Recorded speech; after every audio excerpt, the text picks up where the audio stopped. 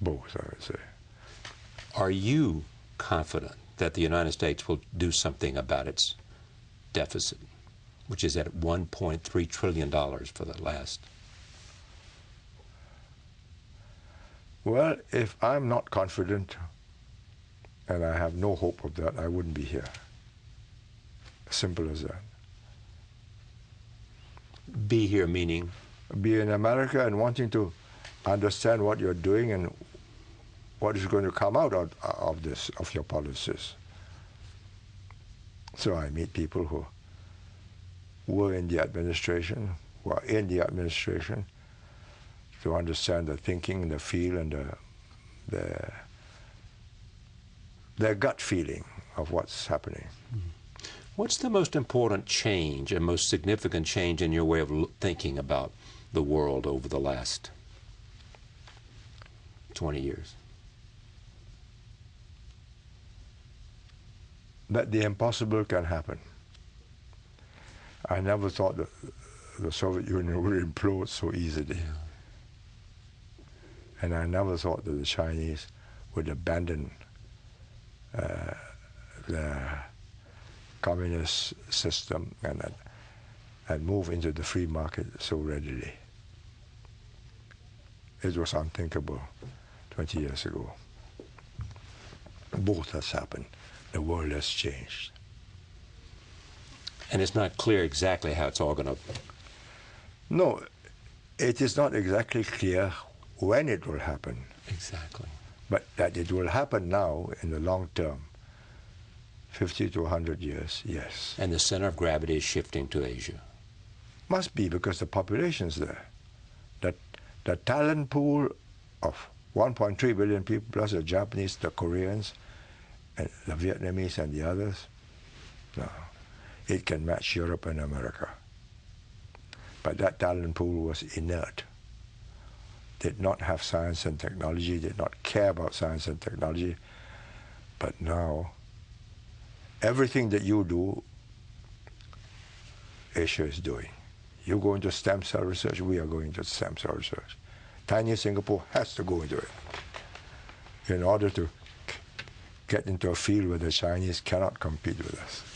And the Chinese are in it in a very big way. They're watching you, and whatever you do, say, oh yes, we will do that. They're far behind, of course, but given time, they're going to catch up. They're enormously curious. They are. Enormously curious. Not just curious, they're enormously ambitious to catch up. For good reasons and for good ends. That you must ask them.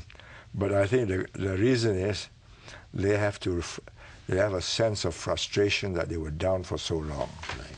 Let's make it now. Here's our chance. And the United States has to encourage them? No, you don't have to encourage them. You just got to understand that they don't want to be an honorary member of the West, unlike Russia. They're quite happy to be Chinese and to remain as such. So when you tell them you ought to do this, you ought to do that, they say, yes, thank you. And at the back of their minds, we have lasted 5,000 years, have you? That Beijing Olympics, if you watch it, what was the message? We're back. No, 5,000 years. And don't forget, we invented all these things.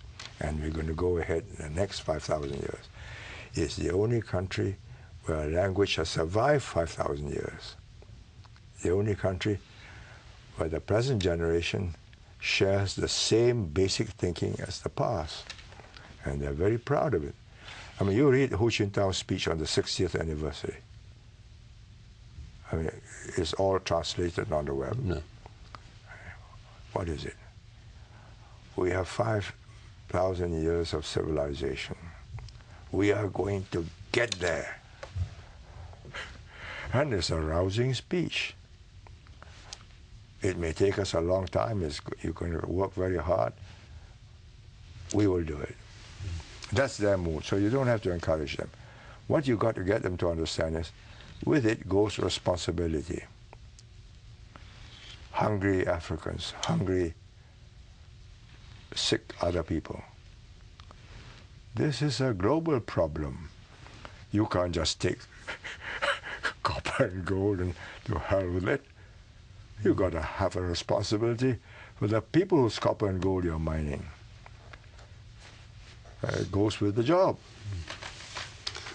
And they will have to learn that. I think they're already beginning to learn that, so they're giving something back. It's a pleasure to talk to you again, as always.